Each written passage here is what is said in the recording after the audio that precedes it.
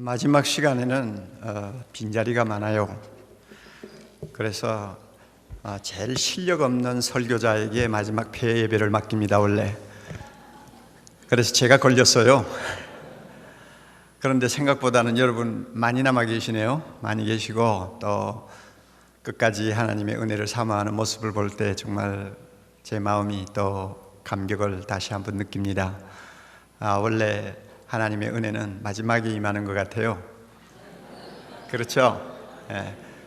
어쩌녁에 정 목사님 이야기 들으니까 벼랑 끝에 앉아가지고 하나님 앞에 부르짖었는데 막바지에 그냥 소낙비도 오고 성령의 불도 오고 막바지에 임하더라고 하는 이야기, 그거 참 인상적인 이야기인데요. 저는 그런 경험이 없어가지고 막바지에 오는지 일찍이 오는지 잘 모르지만 하나님의 은혜는 끝까지 기다리는 자에게 임하시고 또 우리가 가장 낮은 자리에 떨어져 있을 때 임하시는 것, 우리가 경험을 통해서 자주 봅니다. 이런 의미에서 이 시간 하나님께서 저와 또 여러분들에게 필요한 은혜의 말씀으로 다가와 주시기를 바라고 우리 영혼을 다시 한번 새로운 자리에 세워주시는 귀한 시간이 되기를 바랍니다.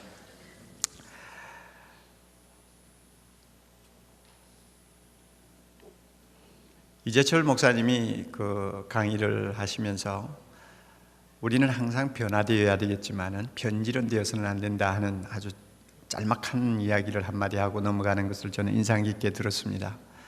성령의 창조적인 사역에 의해서 우리는 날마다 변화되어야 합니다. 왜냐하면 그리스도를 닮아가기 위한 성화의 과정에 있기 때문에 우리는 한시도 쉬지 않고 주님을 닮아가는 변화를 맛보게 되어 있고, 또 시대를 통해서 하나님께서 요구하시는 뜻이 있고 또한 일이 있습니다. 그 뜻과 일에 일치할 수 있도록 나 자신을 창조적으로 파괴하는 일은 우리가 절대로 미루어서는 안 되는 일이라는 것을 잘 압니다. 그렇지만 본질적으로 절대 변질되어서는 안 될 것들이 우리에게 있습니다. 그럼에도 불구하고 왜 목사는 그렇게 변질이 잘 될까요? 왜 변질이 된 목사님들이 그렇게 많을까요? 나 자신을 돌아볼 때도 어떤 때는 깜짝깜짝 놀랄 정도로 내가 왜 이렇게 달라지지 하는 생각을 할 때가 있다는 것은 참 서글픈 이야기입니다. 신학교 갓 졸업하고 대학생 하나를 붙들고 눈물을 흘리면서 기도하면서 이 영혼 바로 세우면 하나님께서 이 영혼 하나를 통해서 천을 이루고 강국을 이루는 위대한 이적을 일으키실 것이다 하는 그 순수한 소박한 비전 때문에 한 사람에게 매달렸던 내 자신이 교인 몇만 명이 되고 나니까 나도 모르게 이상하게 변질되었다는 것을 알고 내가 깜짝 놀라는 거, 나도 모르게 변질되는 거예요. 전도사 시절에는 성가대 지휘자보다도 내 사례가 더 작았어요. 그것 때문에 집사람이 참 어떤 때는 마음의 고통을 하는 모습을 제가 보았는데 그것도 까맣게 잊어버렸어요. 그런데 며칠 전에 그저 좀 쉬는 사이에 옛날 일기장을 하나 끄집어내서 읽어보았더니 사례비를 정했는데 성가대 지휘자보다도 전도사 사례비가 적은 것 때문에 집사람이 쏘가리를 하고 있는 이야기가 잠깐 나오더라고요. 그래서 그런 때도 있었구나 생각을 했는데, 그 당시에는 사례비가 얼마냐에 대해서 신경도 쓸 줄 몰랐고 그런 것에 마음이 끌리지도 않았고, 단순히 주님이 나에게 시키신 일을 위해서는 거지가 되어도 좋고 남에게 욕을 먹어도 좋고 주님 앞에 최선을 다하면 된다, 주님 알아주시면 된다 하는 그 일념 가지고 뛰었던 때가 있는데, 지금은 그때와는 좀 많이 달라졌구나 하는 것을 저 자신이 느끼는 거예요.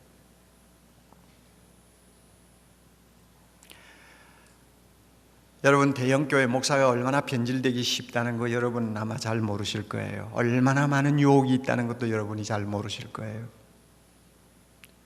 진짜 세상에서 받을 수 있는 상을 혼자 다 받아 누리다 가도 모자랄 정도로 유혹을 받는다는 것도 여러분이 아실 거예요. 그러다 보면 자기도 모르게 자꾸 기울어지는 거예요. 자꾸 자기도 모르게 가치관이 달라지고 그래요. 그러다가 자신이 변질되면 그 다음에 교인들을 자신이 원하는 방향으로 끌고 가는 것은 큰 교회 목사로서는 식은 죽먹기예요.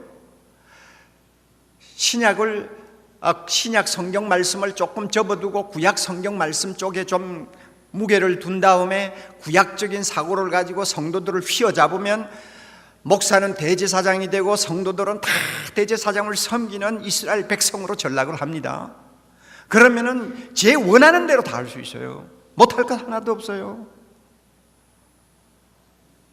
한국에 보면 큰 교회도 아닌데 벌써 그렇게 변질이 되어서 구제불능이 된 목사들도 있더라고요. 내가 확인을 안 해봤지만 들으니까 목사님 차는 1억대가 넘고, 그 다음에 부인 차는 또 얼마고, 또 그 밑에 자기 딸 차는 얼마고, 집은 연건평 400평이고, 그래 교회가 얼마나 되나 교인 숫자도 잘 몰라요. 기껏 대봐야 몇천 명 되겠죠. 그 정도 몇천 명 데리고 있는 교회도 목사가 변질돼서 약간 이상하게 가버리고, 또 성경신학의 기초가 바르지 못해가지고 신약을 가지고 구약을 해석해야 될 사람들이 구약을 가지고 신약을 해석하는 엉뚱한 발상을 하기 시작하면 그때부터 이제는 이상해져 버리는 거예요. 그런 사례를 한국에서 한두 건 보는 거 아니에요. 소위 성공했다고 하는 목회자들 중에 그런 변질된 목회자들이 한두 명이 아니라는 것은 정말 이거는 기가 막히는 현실이에요. 제가 이해를 합니다. 얼마나 유혹이 많다는 것, 얼마나 잘못되기 쉽다는 것, 얼마나 최초의 자리에서 빗나가기 쉽다는 것을 저 자신이 알고 있어요. 여러분, 총회장 하기 위해서 목사 된 사람은 없지 않겠어요? 그런데 그 총회장 하기 위해서 그렇게 인간적인 술수를 다 쓰는 것을 볼 때 마음이 아픈 거예요. 왜 저렇게 변질되었을까? 왜 저렇게 변질되었을까?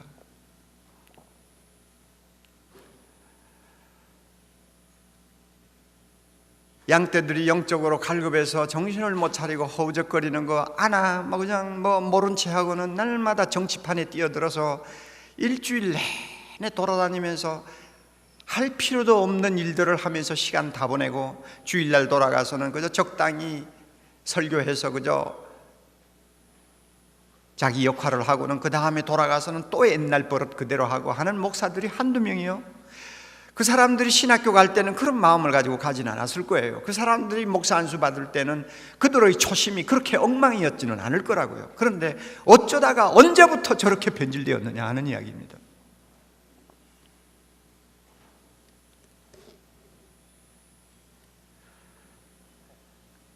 이런 문제를 놓고 저 자신이 고민을 하다가 답을 얻었어요. 그 답이 뭐냐면 십자가의 영성입니다. 십자가의 영성이 점점 흐려지니까 사람이 변질되는구나. 십자가의 영성으로부터 점점 멀어지니까 사람이 변질되는구나 하는 것을 저 자신으로부터 답을 얻었어요. 십자가와 십자가의 주님과 거리가 멀면 멀수록 나는 변질되기 쉽다는 것을 저 자신이 발견합니다.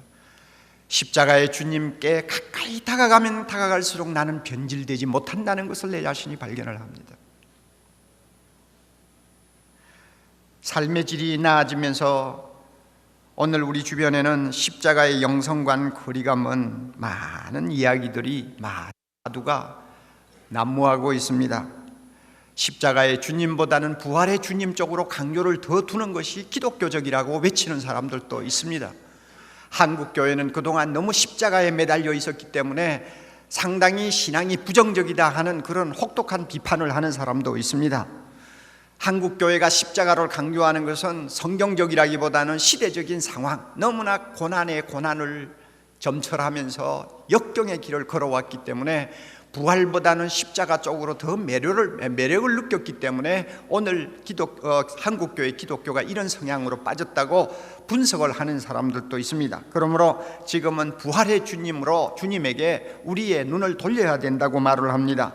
그래서 부활의 주님은 승리의 주님입니다. 부활의 주님은 모든 것을 가능케 하시는 주님입니다. 부활의 주님은 건강과 번영의 기독교를 가르쳐주는 주님이라고 외칩니다. 그래서 많은 분들이 그런 면에 관심을 가지려고 애를 씁니다. 따라서 교회 안에도 어두운 이야기는 듣기 싫어합니다. 현실의 문제를 짚고 넘어가려고 하지를 않습니다. 가급적이면 피하려고 합니다. 그리고 설교를 해도 성도들에게 듣기 좋은 이야기를 하려고 목회자는 고민을 합니다. 그리고 좋은 이야기를 통해서 얼굴이 환해지고 목사님 은혜 받았습니다 하면 그 사람이 봐도 은혜 받은 줄로 착각을 하는 때가 참 많이 있습니다. 근본적으로 수술해야 될 부분은 하나도 손을 대지를 않습니다. 주님이 탄식하는 부분에 대해서는 가급적이면 눈을 감으려고 합니다. 부활의 주님 안에서는 모든 것이 해결되었는데 무엇 때문에 지금 그런 것을 가지고 문제 삼느냐 하는 이야기입니다. 이것이 100% 틀렸다는 이야기 아닙니다. 부활의 주님 우리는 찬양합니다. 그분 안에는 모든 것이 다 이루어졌습니다. 그분에게는 불가능이 없습니다. 그러므로 기독교는 항상 희망의 종교입니다. 미래의 종교입니다. 완성의 종교입니다. 능력의 종교입니다. 그것을 절대 부인하지 않습니다. 그러나 무엇이 문제입니까? 십자가가 없는 부활은 부활이 아니라는 사실을 깜빡깜빡 잊어버리는 게 문제라는 거예요.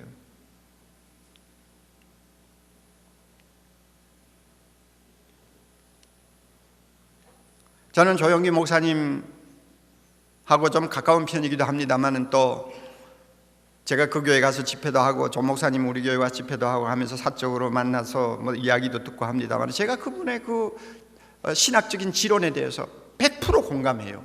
100% 공감한다고요? 1950년대 여러분 얼마나 이 나라가 가난했다는 것은 자타가 다 아는 일 아닙니까? 그런데 기성교회는 가난한 자에 대해서 그렇게 관심을 기울이지 않았어요.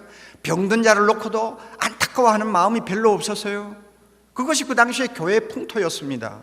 그럴 때 이 가난한 사람들을 살리기 위해서, 이 병든 사람에게 소망을 주기 위해서 하나님의 말씀을 가지고 씨름하다가 결국은 믿는 자에게 능치 못하심이 없느니라, 그 말씀 들고 나와서 믿으면 부자 됩니다, 믿으면 병 낫습니다 하는 메시지를 던진 거, 저 절대 잘못됐다고 말하지 않습니다. 그것은 그 시대를 읽는, 또 그 시대에 필요한 메시지입니다. 그래서 지금 30년, 40년이 지나고 나서 기독교가 기복신앙을 앞세우는 좀 변질된 모습을 우리가 보기는 봅니다만은 그런 부작용이 좀 있다고 할지라도 그것이 잘못된 것은 아닙니다. 그러면 무엇이 문제냐? 그것이 전부인 것처럼 이야기할 때는 우리가 크게 잘못될 수 있고 하나님의 말씀에서 벗어날 수 있다는 것입니다. 요즘에 성공을 많이 논하는 기독교 안에 인사들, 적극적인 사고를 많이 논하고 또 행복의 중요성, 개인이 또 인생을 즐겨야 하는 문제를 놓고 이야기 많이 하는 분들 한번 가보세요. 그것이 다 우리에게는 중요한 요소들입니다만은 한 가지 결여되는 것을 우리는 금방 느낍니다. 십자가가 빠져요. 십자가를 건너뛰어요. 이런 경향들이 목사를 자기도 모르게 변질시켜 버리는 것입니다.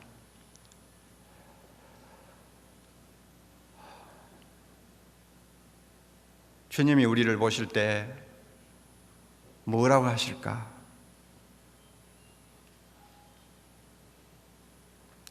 사도 바울을 우리가 가만히 연구해 보면요, 사도 바울의 신학은 십자가 신학입니다. 이것은 아무도 부인 못할 것입니다. 우리 생각에는 부활 신학일 것 같은데 부활 신학이 아닙니다. 그는 십자가 신학입니다.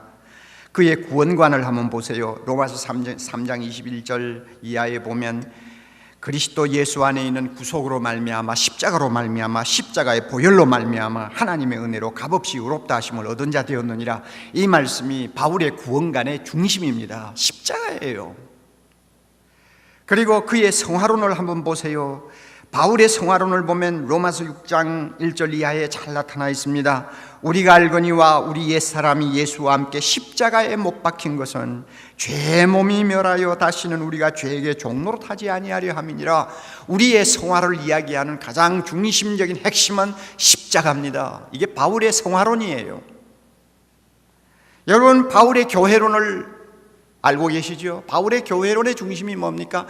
그리스도의 피로 값주고 사신 교회입니다. 이게 바울의 교회론입니다. 십자가 빼놓고는 설명이 되지 않는 것이 바울의 교회론이요. 바울의 세계관을 여러분이 한번 보세요. 바울의 세계관은 에베소 2장 16절 또 1장 10절 보면 원수된 것을 십자가로 소멸하시고, 원수된 것을 십자가로 소멸하시고 하늘에 있는 것이나 땅에 있는 것이나 그리스도 안에서 통일되게 하는 것이 바울의 세계관이에요. 십자가 빼놓고는 바울의 세계관은 설명을 할 수가 없습니다. 그러니 이런 것을 우리가 바울의 서신을 가지고 검토를 하면 많은 이야기를 할 수가 있습니다. 바울의 목회관을 우리가 보면은 여러분 잘 아시잖아요. 사도행전 20장에 보면 에베소 교인들을 위해서 그가 어떻게 목회했다는 거 잘 알지 않습니까? 날마다 눈물이고 날마다 성도들을 바로 세우기 위해서 밤잠을 자지 못하고 굶주리고 나중에는 자기의 권리조차도 요구하지 아니하는 십자가의 길을 걸어간 것이 바울의 목회입니다. 십자가 빼놓고는 바울의 목회를 이해할 수가 없어요. 그는 성공을 떠버리지 않았어요. 적극적인 사고를 떠버리지 않았어요. 인생을 사는 데 있어서 복을 이야기하지 않았어요. 사람들 듣기 싫은 이야기를 피하지 않았어요. 좋은 이야기든 나쁜 이야기든 교인들에게 유익하다고 하면 공적으로나 사적으로나 그는 말하는 것을 절대로 꺼리지 않았다는 것이 바울의 중심이에요. 이게 뭐냐면 바울의 목회관의 중심에 십자가가 있다는 이야기입니다. 그렇기 때문에 바울은 변질되지를 않았습니다. 그 목이 날아갈 때까지 그는 변질되지 않았어요. 십자가와 가까이 있었기 때문에 그렇습니다.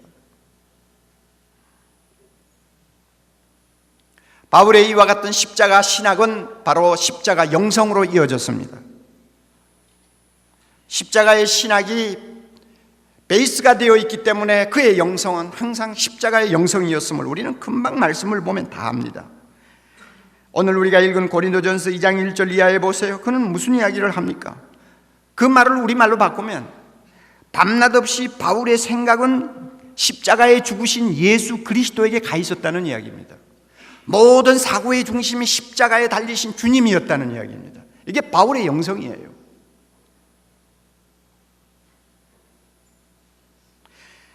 빌립보 2장 5절 이하에 보면 바울의 영성은 십자가의 영성임을 압니다. 하나님과 본체이지만은 하나님과 동등됨을 다 거부하시고 자기를 비워 종의 자리까지 내려오신 주님, 그래서 십자가를 지시고 복종하신 주님, 그분이 바울의 영성의 중심이었어요. 그 주님의 마음을 가지는 것이 바울의 영성이었어요. 자기를 철저히 비우는 것, 그리고 낮아지는 것, 그래서 끝까지 하나님에게 복종하고자 하는 이것이 바울의 영성의 중심이었는데 그게 뭡니까? 십자가였어요.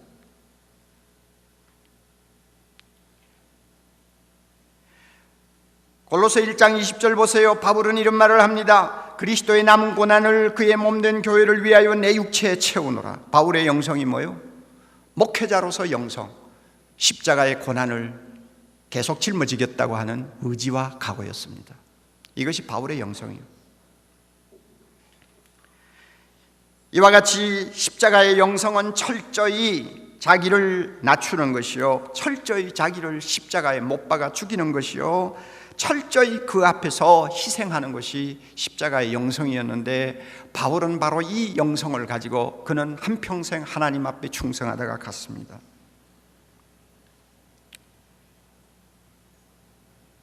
그리스도 예수의 사람들은 그 정과 욕심을 십자가에 못 박았느니라. 남의 이야기가 아니에요. 자기 이야기하는 거예요. 바울이 자기 이야기하는 거예요. 여러분, 오늘날 우리가 관심을 가지는 영성과 바울의 십자가의 영성과 거리가 있다는 것을 우리 모두가 인정하지 않습니까? 특별히 여기 젊은 우리 후배 교역자들, 여러분이 지금 듣고 또 강의 듣고 생각하는 영성은 어떤 스타일의 영성입니까? 어떤 성격의 것이요? 그 영성의 중심에 무엇이 있습니까? 조심하세요. 십자가가 빠지는 영성은 반드시 그 목회자를 변질시킵니다. 성공하면 성공하는 대로 변질시킵니다. 실패하면 실패하는 대로 변질시킵니다. 결국은 주님이 보내신 사자라고 말하기 어려운 자리까지 떨어진다는 것을 우리가 꼭 기억해야 합니다.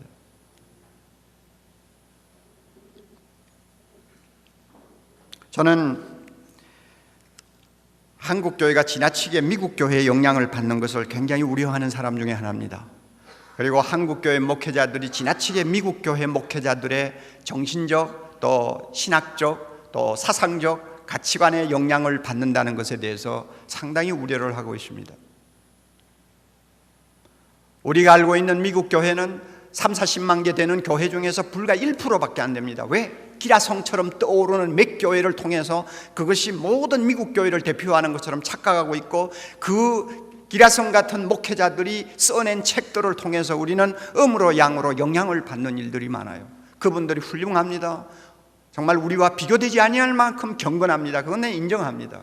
그렇지만은 여러분, 미국이라고 하는 배경을 우리가 놓고 볼 때 우리는 미국 교회를 무조건 따르는 것은 굉장히 위험합니다.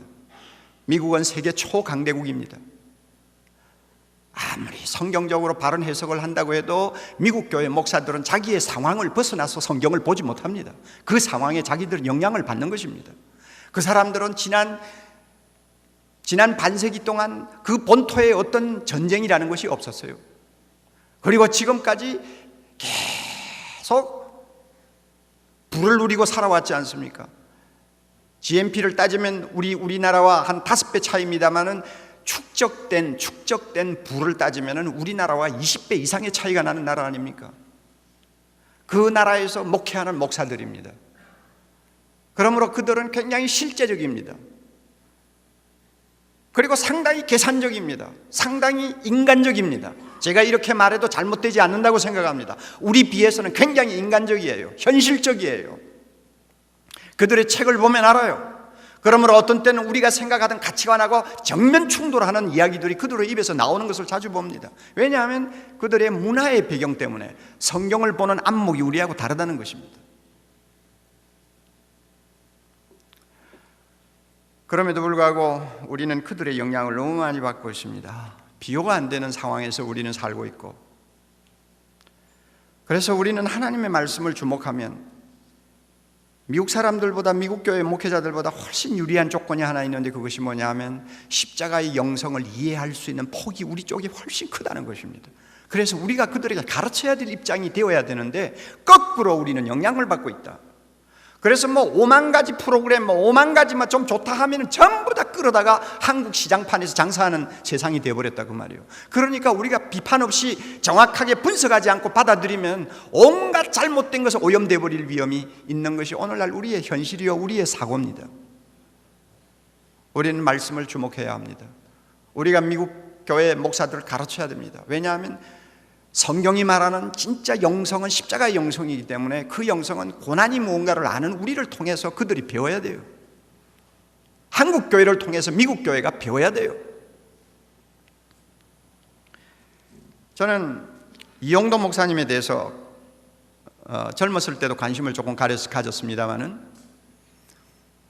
최근에 이제 감리교에서 그를 복권시키고 나서 이제 그에게 대한 책을 좀 읽어보았습니다. 그는 신비주의자입니다. 그러나 그 사람의 짧은 33년의 생애 마지막에 가서 약간 좀 너무 교계로부터 반발을 받으니까 조금 참 아쉬운 부분이 있는 행동을 한 것은 사실입니다만 그분의 중심은 정확합니다. 한국이 낳은 탁월한 신학자입니다. 탁월한 목회자입니다. 부흥가입니다. 그래서 우리는 그분에 대해서 연구한 자료들을 좀 검토할 필요가 있어요. 비록 시대는 그때와 지금이 너무나 다르지만은 십자가를 이해하는 부분에 있어서는 그분에게 배워야 할 것이 참 많다고 생각을 합니다. 우리는 너무 깊지를 못해요.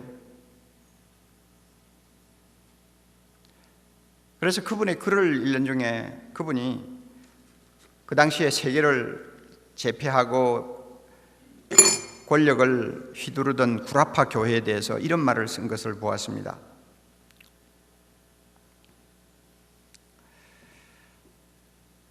주님 앞에 기도하는 스타일로 이렇게 이야기를 했어요. 제국주의는 만몬의 손에 들어가서 부정한 환희의 춤을 추고 전쟁욕, 권세욕, 소유욕, 세마녀는 구라파의 노변에서 잔치의 술을 마시고 있습니다. 주님, 저 구라파 천지에는 당신이 유하실 곳이라고는 일간 두옥도 남지 않았습니다. 오시옵소서. 그리스도여, 발길을 돌려 이리로 오시옵소서. 아세아에서 당신의 처소를 잡으시옵소서. 참 그 말 속에 무언가 있잖아요. 우리 한국 지도자들이 고난의 역사를 점철하면서 십자가를 이해하는 그 은혜의 폭은 다른 어느 나라와 비교가 될 수 없을 만큼 깊어요. 그 대표가 바로 이영도 목사예요. 주님이 유럽에 거처할 곳이 없습니다. 요즘 말로 말하면 미국에는 주님이 거처할 곳이 하나도 없습니다. 오시옵소서, 한국으로 오시옵소서. 그만큼 그는 뭔가 긍지를 가지고 있었어요. 그런데 오늘날 우리는 영성에 있어서 이 긍지마저도 다 잊어버리고 살고 있지 않나? 뭔가 너무나 싸구려 기독교를 우리는 선호하고 있지 않는가? 세상 사람들이 우리 기독교에 대해서 벌써 염증을 느끼고 돌아서는 현실을 보면서도 우리는 아직도 정신을 차리지 못하고 있지 않는가? 내 교회만 조금 부흥하면 천지가 다 잘 되는 것처럼 착각해버리는 환상에 젖어 있지 않는가? 우리는 다시 우리 자신, 변질된 우리 자신을 십자가 앞에서 다시 보아야 합니다. 바울의 십자가의 영성으로 우리가 눈을 돌려야 합니다. 여러분, 우리 안에 꿈틀거리는 탐욕은 어디서 오는 것일까요? 자꾸 높아지려고 하는, 그리고 대접받으려고 하는 마음은 어디에서 생기는 것일까요? 남하고 비교하면서 자기를 자꾸 비하시키고 다른 사람을 부러워하는 이 마음은 어디서 오는 것일까요? 조금만 무엇이 잘 돼도 자기 자랑하기에 바쁘고 유명해지려고 하는 이 본성은 어디에서 오는 것일까요? 겉으로는 신학으로 옷을 입히고 겉으로는 아름다운 이론을 옷을 입혔지만 속에 들어가 보면은 그것은 주님의 사람으로서는 생각할 수 없는 어떤 의식을 갖고 있는 이 변질된 모습은 어디서 오는 것일까요?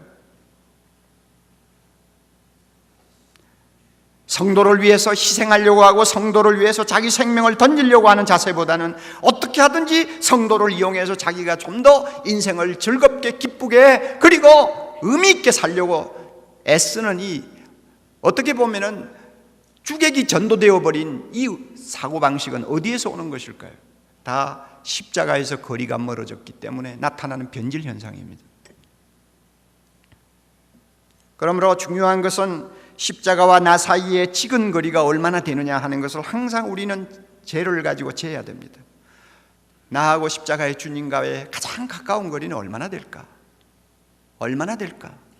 이건 영적인 거리입니다. 얼마나 될까? 가까울수록 더 좋겠죠. 더 가까이 갈수록 더 좋겠죠. 그러나 거리가 멀다면 이것은 분명히 문제가 생긴다는 것. 베드로가 멀찍이 주님을 따라가다가 나중에는 완전히 실패하는 것처럼 우리 역시 십자가에서 거리가 멀면 멀수록 실패할 확률이 많고 시험받을 확률이 많고 주님의 영광을 땅에 떨어뜨릴 확률이 많다는 것을 알고 날마다 나와 주님과의 십자가의 주님과의 찍은 거리는 얼마나 될까? 이것을 매일 한 번씩 점검하는 것, 이것이 우리에게 얼마나 중요한지 모릅니다.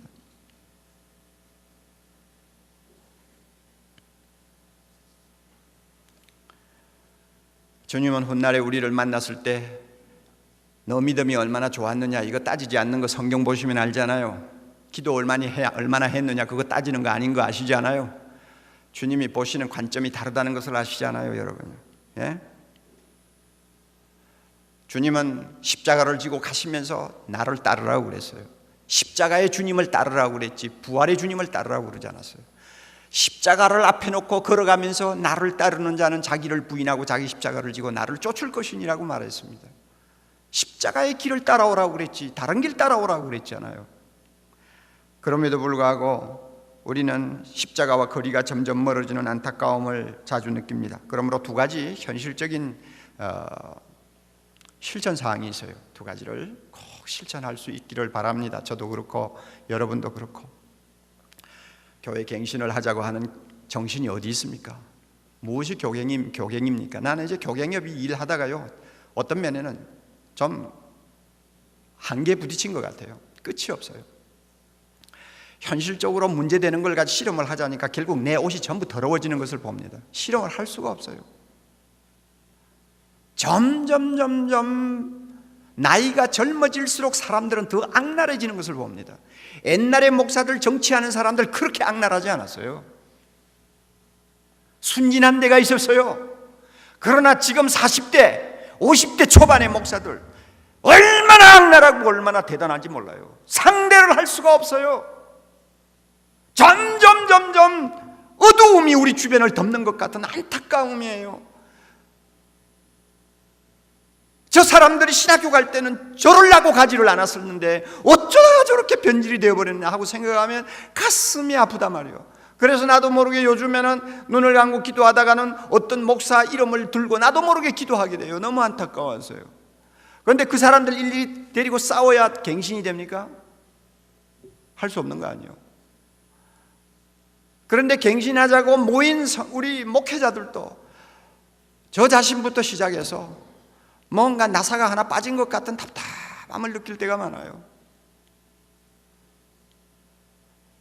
이러다가 오늘날 합동교단이 어디를 갈지 잘 모르겠어요. 제비뽑기 하나 실행해서 이제는 총회장 선거 풍토는 조금 정화가 되는 것 같더니 거기에서 이제 재미가 없으니까 상비부 쪽으로 막 몰려가지고 거기서 막 무조건 돈 쓰고 이래가지고 지금 막 한마디로 말하면 엉망을 치고 있는 지금 상황을 여러분이 다 깊이 모를 거예요. 끝이 없어요. 끝이 없어요. 왜 이렇게 교회가 변질되고 지도자들이 변질됐는지 끝이 없어요. 십자가와 거리가 너무 멀기 때문입니다. 그러므로 두 가지 실천하자고요. 첫째는요, 날마다 십자가의 주님을 묵상합시다. 어떤 것보다도 먼저 주님의 십자가를 묵상합시다. 바울이 고린도전서 2장에 말씀한 것처럼 그리스도 십자가에 못 박힌 예수 그리스도 외에는 알지도 아니하고 자랑하지도 아니하고 말하지도 아니하겠다고 하는 간절함을 가지고 그 십자가의 주님 앞에 매일 서는 연습을 해야 됩니다.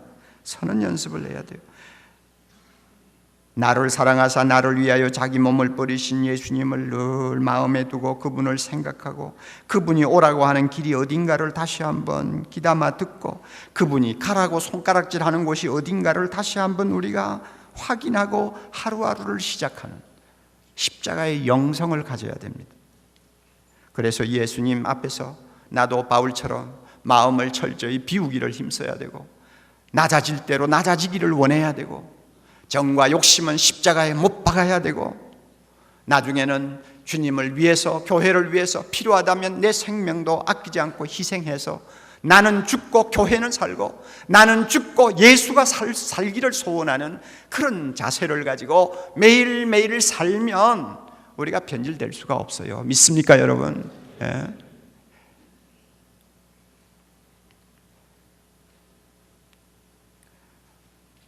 제가 찬송가 중에서 크로스비 찬송을 참 제일 좋아합니다. 페니 크로스비 찬송을 좋아하는데 그분의 찬송가 중에서 이 십자가를 날마다 가까이 하기를 간절히 바라면서 부르는 찬송가가 몇 개 있죠. 십자가로 가까이 Jesus keep me near the cross라고 하는 이런 찬송, 십자가로 가까이 나를 인도하옵소서. 가까이. 왜 그런 찬송을 이 거룩한 시인이 계속 이야기합니까? 왜 자꾸 십자가에 가까이 인도해달라고 이야기를 합니까? 우리가 그 사실을 깊이 우리가 주목해야 됩니다. 그리고 219장 같은 주의 음성을 내가 들으니 우리나라 가사는 참 번역이 정말 잘못됐어요. 내가 매일 십자가 앞에 가오니 내가 간다고 돼 있지 않아요. 원문에는 들어오미에 나를 십자가의 주님 앞으로 이끌어 주옵소서. 주님이 피 흘리신 보혈의 십자가 옆으로 나를 인도해 주옵소서. 가사가 그런데 우리나라 가사는 엉뚱하게 거꾸로 지금 번역이 돼 있어요. 그런데 이런 참 경건한 시인이 왜 날마다 주님 앞에 기도하기를 나를 들어오미 to the cross, 왜 십자가 앞으로 자꾸 인도해 달라고 기도합니까?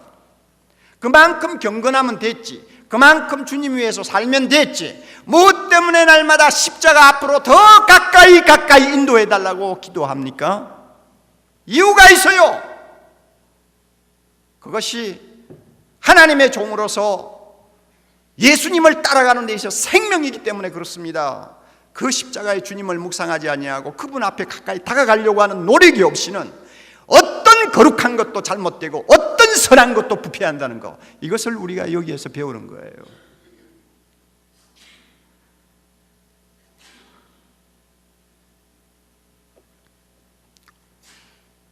두 번째로 우리가 실천해야 될 것이 있습니다. 참으로 십자가의 길을 걸어가기를 소원하는 위대한 선배들, 동료들을 늘 마음에 두고 자기와 비교하세요. 이건 실제적인 비교입니다.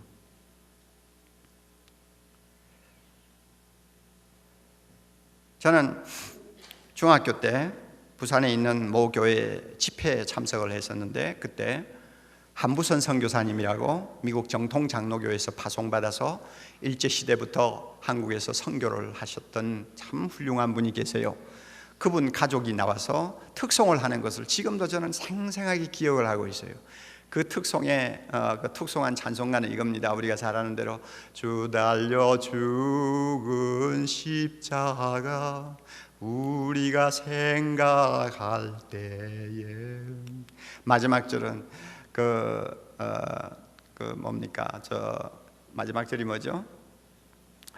온 세상 만물 가져도 주내 못다 갚겠네. 그 당시 가사는 특별한 사랑 받은 나 몸으로 재물 삼겠네. 그 선교사님 부부와 딸 둘, 아들 하나 그렇게 서서 찬송가를 부르는데, 왜 그 십자가의 찬송을 특별히 선택해서 불렀을까? 그 어린 나이에는 제가 미처 잘 몰랐어요. 그러나 제가 점점 나이가 들고 신학을 하면서 그때 그 아름다웠고 은혜스러웠던 장면을 마음에 떠올릴 때마다, 이 선교사님은 매 십자가를 마음에 두고 살았구나. 그랬으니까 일제시대에 선교사들을 다 추방할 때도 이 선교사는 한국을 떠나지 않고 신사참배 반대하다가 평양 감옥에 갇혀서 옥살이를 했죠.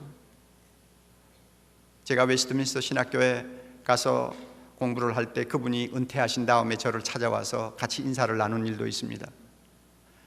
옥중에도 갈 수 있었어요. 다른 선교사들과 달리 주님을 위해서 끝까지 자기를 희생할 줄 아는 아름다운 모습을 한국교회에 심어주었어요. 이런 위대한 선교사들, 세상적으로 말하면 한부선이가 누군지 아는 사람이 어디 있겠어요? 그러나 주님 앞에서는 너무나 아름다운 존재입니다. 그런 분들과 나를 비교하는 거예요. 자꾸 비교하면 내가 얼마나 잘못되어 있나 하는 것을 금방 깨달을 수가 있어요. 저는 지난번 일본 목회자 세미나를 이 서양관에서 했습니다. 제자훈련 세미나죠. 그래서 일본 목회자들이 40몇 명인가 왔는데요. 한 주간 세미나를 마치고 이제 우리 교회 주일날에 와서 설교하시는 목사님이 한 분 계셨는데, 기다니 신조 목사님이라는 분이에요. 그런데 그 부부가 이제 제 사무실에서 이런 이야기 저런 이야기를 나누는데, 제가 얼마나 마음으로 감동을 받고 또 부끄러웠는지 모릅니다. 여러분, 일본 목회가 얼마나 어렵다는 거 아시죠? 그런데 이 신조 목사님 사모님은 의사 딸이었습니다. 지금 나이가 전부 이제 60거에 넘어가는 나이들입니다. 의사 딸인데 자기가 그 가정에서 제일 먼저 예수 믿었대요. 자기 집안은 300년 불교 전통을 가진 집안입니다. 그런데 이 자매가 예수 믿고 나서 얼마나 참 정성을 다해서 가정의 구원을 위해 기도하고 노력했는지, 나중에는 자기 아버지가 예수 믿었어요. 그리고 자기 오빠가 예수 믿었어요. 자기 남동생이 예수 믿었어요. 그래서 3남매가 다 예수 믿었어요. 그런데 예수 믿고 나자 일본에서 가장 어려운 선택, 목사 되는 거 아니에요? 자기 오빠도 아버지처럼 의사 가는 길을 포기하고 목사 되어가지고 지금도 저 일본 시골에 그저 한 30-40명 데리고 목회하고 있고, 자기 남동생도 시골에 있는 교회에서 목회하는데 한 30-40명 하고 있고, 그 다음에 자기는 딸인데 목사에게 시집 갔어요. 그리고 지금 그 신조 목사님이 지금 목회하는 교회는 일동경이에요. 그 목사님이 그래요. 지방에서 목회를 하다가 한 50명 모이길래 몇 년 해가지고 50명 교회가 돼서, 야, 이거 참 할만하구나, 이럴 바에는 도시에 가서 한번 마음껏 복음을 전해보자 하고는 동경으로 옮겼는데, 옮긴 지가 여러 해 됐는데 목사님 잘 안 되네요 이러면서 웃어요. 얼마나 목회하기가 어렵습니까? 그럼에도 불구하고 정말 일본에서 쓰레기통 뒤지는 사람이 있다면 선교사하고 목사라는 말이 있을 정도로, 내버리는 가구를 주워다 가는 사람이 있으면 목사 아니면 선교사라는 말이 있을 정도로 정말로 일본은 산순교자적인 자세를 가지고 목회 안 하면 할 수 없는 그런 길을 의사의 아들, 딸들이 걸어간 거예요. 제가 그런 것을 놓고 저 자신하고 비교하는 거예요. 내가 저런 처지에 있었다면 정말 목사가 될까? 그리고 저렇게 행복한 모습을 가지고 교인 50명을 데리고도 주님 앞에 행복해 할까? 자꾸 비교해요. 여러분, 비교해야 돼요. 비교할 사람 저 주변에는 너무나 많아요. 저는 날마다 그분들하고 비교합니다. 내 사무실에 찾아오는 선교사들을 앉혀놓고도 저는 그 사람하고 내하고 비교해요. OM 선교의 총재되는 조지 버는 저하고 동갑입니다. 큰 놀라운 위대한 정말 선교사 아닙니까? 그분이 와서 한 번은 그러더라고요. 자기 아내하고 둘이서 차를 타고 오는데 아내가 옷을 샀다고 그러더래요. 그래서 돈이 어디 생겨서 샀느냐고 그랬지. 누가 포켓머니를 주워가지고 옷을 하나 샀다고. 그런데 무슨 옷을 샀는데 새 옷을 샀죠. 새 옷 샀다는 통에 그냥 목사님이 뿔이 일이 났어요. 목사가 아니죠. 선교사가 뿔이 일이 났어요. 그거 중고품을 사면은 그만큼 돈을 남겨가지고 선교하는 일에 좀 보탤 수 있을 텐데, 좀 새 옷 입으면 뭐하고 좀 중고 옷 입으면 뭐 하느냐고 이래가지고 차 안에서 부부가 막 티격태격 싸웠다는 이야기를 내하고 하더라고. 그 말 딱 듣고, 야, 참 나는 정말 타락한 목사 중에 하나로 생각이 되어야지. 이런 위대한 선배하고 십자가의 길을 묵묵히 걸어가는 이 위대한 사람하고 내하고 어떻게 비교를 할 수 있나? 그럴 때마다 나를 자꾸 보는 거예요. 자꾸 보는 거예요. 그래서 십자가로부터, 주님으로부터 안 떨어지려고, 좀 멀어지지 않으려고 몸부림을 자꾸 치는 거예요.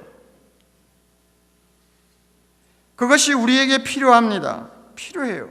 저는 이번 여름에 좀 쉬면서 짐 엘리엇이라고 하는, 여러분 아시겠지만은 위대한 선교사 부인이 쓴 전능자의 그늘이라고 하는 책을 참 감동 깊게 읽었습니다. 저는 짐 엘리엇에 대해서는 오래전부터 알고 있었습니다. 그러나 그분의 상세한 내용에 대해서는 이번에 처음으로 제가 자세히 접했어요. 짐 엘리엇은 휘튼 대학의 우수한 학생으로 졸업을 했어요. 그리고 선교사로 지망을 했습니다. 에콰도르로 갔습니다. 에콰도르로 가서 선교 사역을 아주 성공적으로 하고 있는데, 그 에콰도르에는 무조건 사람을 만나면 죽이는 일종의 살인족이라고 할 수 있는 아우카 부족이 있었습니다. 지금까지 백인하고 접촉해서 백인이 살아나온 예가 없어요. 야자나무로 만든 긴 창을 가지고 무조건 찔러 죽이는 겁니다. 그리고는 정글 속으로 도망가 버리면 잡을 수도 없어요. 그 숫자가 수백 명인지 수천 명인지도 헤아릴 수가 없어요. 바깥 세상하고 완전히 차단된 흉악한 족속인데, 그 족속에 대한 이야기를 대학 다닐 때부터 들었는데, 그는 그때부터 마음에 빗된 감정을 가졌습니다. 아무도 접근할 수 없는 사람, 하나님이라는 단어도 없는 부족, 저들에게 복음을 전해야 된다. 주님이 나에게 명령하는 것은 그것이다.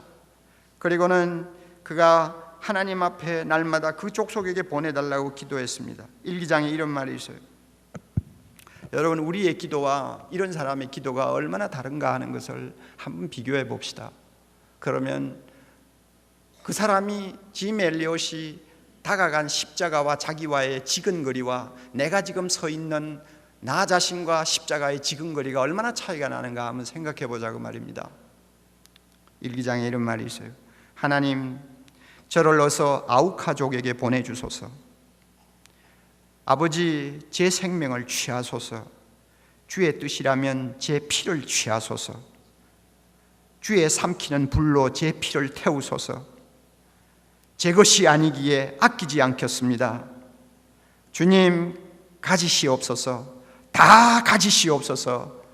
제 생명을 세상을 위한 희생으로 부으소서. 피는 주님의 제단 앞에 흐를 때만 가치 있는 것입니다. 하나님, 마른 막대기 같은 제 삶에 불을 붙이사 주님을 위해 온전히 소멸하게 하소서. 나의 하나님, 제 삶은 주의 것이오니 다 태워주소서. 저는 오래 사는 것을 원치 않습니다. 다만 주 예수님처럼 꽉 찬 삶을 살기를 원합니다. 저의 기도와 그 사람의 기도는 너무나 거리가 멀어요. 이런 기도를 계속하다가 드디어 그는 친구 4명과 함께 조그만한 경비행기로 아우카족이 살고 있는 곳을 정찰한 다음 그 아우카족이 살고 있는 정글 옆에 모래톱이 있는 것을 발견했습니다. 강이 흘러가는데 강가에 모래톱이 있었어요. 저기다가 비행기를 강제 착륙시키면 되겠다 하는 생각을 했습니다. 그래서 만반의 준비를 하고 자기 부인에게 이제 작별 인사를 했습니다. 부인이 그런 말을 썼어요. 남편이 문을 열고 나갈 때 직감적으로 저 남편 다시 돌아오지 못하겠구나 하는 생각을 했대요. 2살짜리 딸이 있어요. 배 안에는 아기가 있어요. 그럼에도 불구하고 남편은 아우카족에게 복음을 하고는 친구 4명과 함께 경비행기를 타고 떠났습니다. 그리고는 그 모래톱의 비행기를 강제 착륙시켰어요. 시키고 나서 자기들끼리 이런 말을 하는 걸 제가 읽었습니다. 자, 이제 비행기 뜨기는 틀렸네. 톱이 잘라가지고 비행기를 다시 띄우려면 활주로가 좁아가지고 뜨기도 어렵고, 그러니까 물이 아주 기적적으로 빠지도록 기다리든지 아니면은 여기서 걸어서 어디를 나가든지 다른 길이 없다는 것을 그들이 판단했습니다. 거기에 내려가지고는 나무 위에 좀 주거할 수 있는 집 같은 걸 지어놓고는 아우카족이 나타나기를 하루, 이틀, 3일, 나흘 기다리는 거예요. 그러다가 어느 날 아침 아우카족들이 나타나서 4명을 완전히 죽여버렸어요.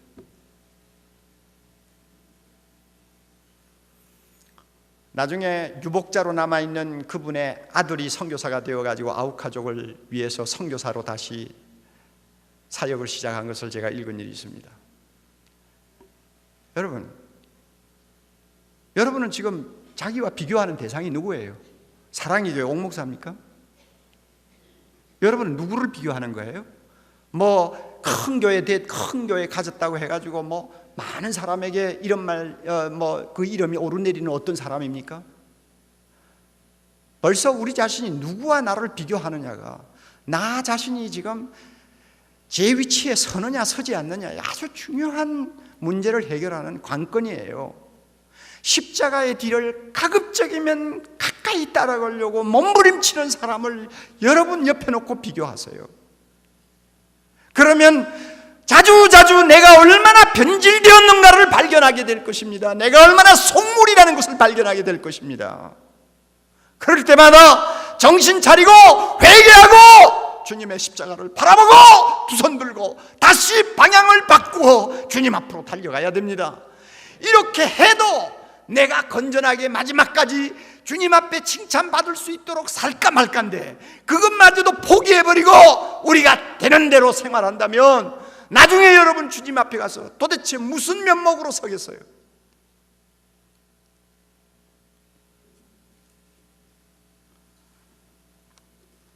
저는 소문난 교회에 목사 된 것을 굉장히 불행으로 생각을 합니다. 나는 이렇게 큰 교회 된다는 것은 머리에 넣어두고 생각한 일이 없어요. 그래서 제자훈련 착실히 해가지고 한 사람이라도 주님이 원하는 삶을 살 수 있는 평신도 만든다는 이 꿈 가지고 지금까지 25년을 걸어왔는데 하나님이 무엇 때문에 공간도 없는 교회에 자꾸 이렇게 사람을 보내주는지 알 수가 없어요.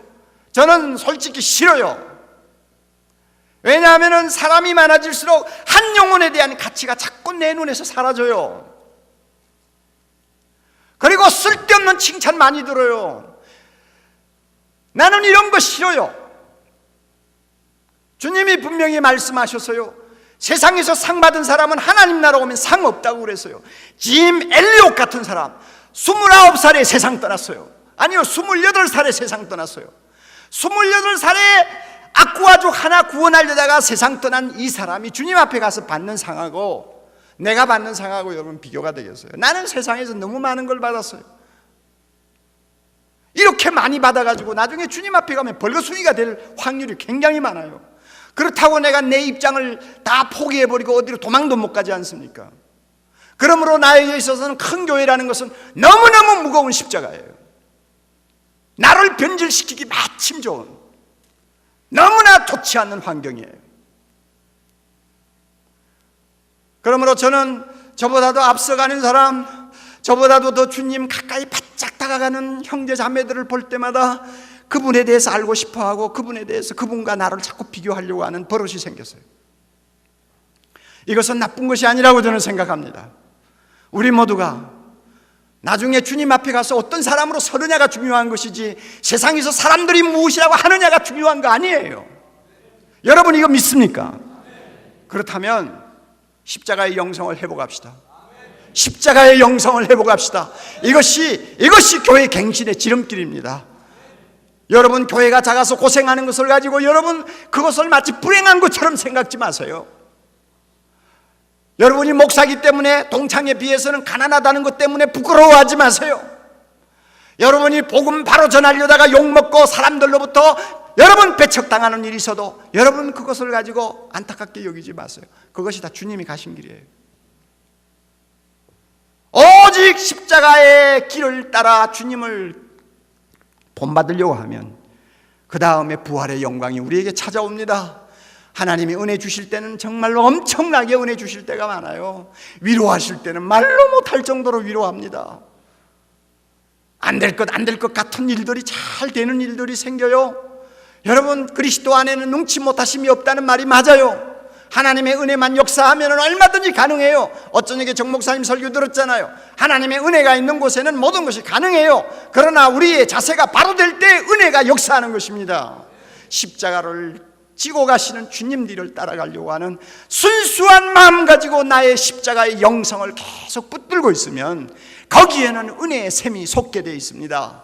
이와 같은 은혜가 여러분의 삶과 사역에서 매일매일 이어질 수 있기를 바랍니다.